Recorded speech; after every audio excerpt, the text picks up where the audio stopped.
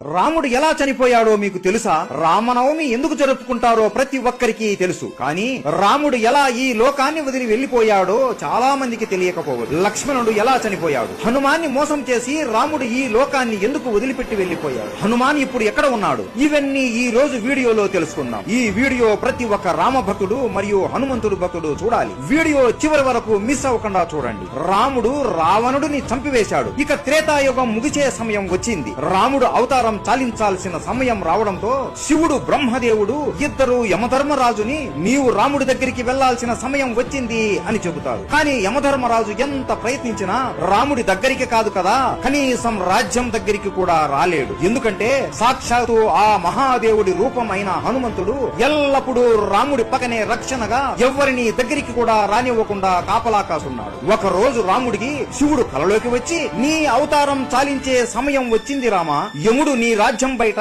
ఎదురు చూస్తున్నాడు, కానీ నీ ప్రాణానికి హనుమాన్ అడ్డుగా ఉన్నాడు అని అంటాడు. అప్పుడు రాముడికి అంతా అర్థమయ్యి మరుసటి రోజు రాముడు సీత ఇచ్చిన తన ఉంగరాన్ని తీసుకుని ఒక రంధ్రములోకి వేసి హనుమాన్ని పిలుస్తాడు. హనుమా, సీత ఇచ్చిన ఉంగరం పొరపాటున ఈ రంధ్రములో పడిపోయింది, దయచేసి నువ్వు వెళ్లి నా ఉంగరాన్ని కనిపెట్టి తీసుకుని రాగలవా అని అడగగా, ప్రభూ అంతేనా, దీనికి మీరు నన్ను ఇంతగా అడగాల, మీరు ఆజ్ఞాపిస్తే చాలు, నేను వెళ్లి తీసుకుని వస్తాను, అలా వెళ్లి ఇలా తీసుకుని వస్తాను ప్రభు అని అనగా హనుమాన్ తన శరీరాన్ని ఒక చీమ అంత చిన్నగా మార్చుకొని ఆ రంధ్రంలోకి దూరుతాడు. అలా వెళుతూ వెళుతూ ఆ రంధ్రం పాతాళ లోకానికి దారి తీస్తుంది. అక్కడ నాగలోకానికి రాజు అయిన నాగరాజు ఉంటాడు. ఆయన దగ్గరికి వెళ్లి నమస్కరించి, నాగరాజా, నా రాముడి ఉంగరం ఒక రంధ్రంలో పడి ఈ పాతాళ లోకానికి వచ్చింది, ఆ ఉంగరం ఎక్కడ ఉందో మీకేమైనా తెలుసా అని అడగగా, ఓహో రాముడి ఉంగరమా, నాకు తెలుసు, ఇక్కడ ఉంది, నాతో రండి అని హనుమాన్ని వెంట తీసుకుని ఒక గృహలోకి తీసుకుని వెళతాడు. ఈ గృహలోనే